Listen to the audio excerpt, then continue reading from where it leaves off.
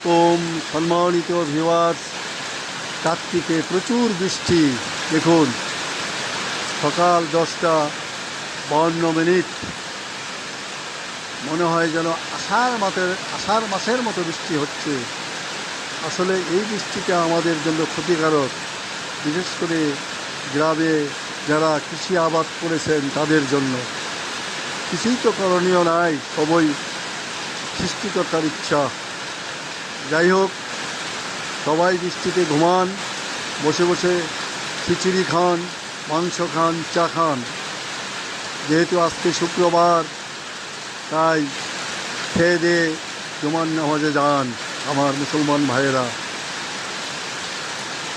প্রিয় বন্ধুরা, আপনারা আজকে সবাই হয়তো ঘরে বসে আছেন, কাজকাম নাই, ফোন দেখুন, টিভি দেখুন। ধন্যবাদ প্রিয় বন্ধুরা, আসসালামু আলাইকুম।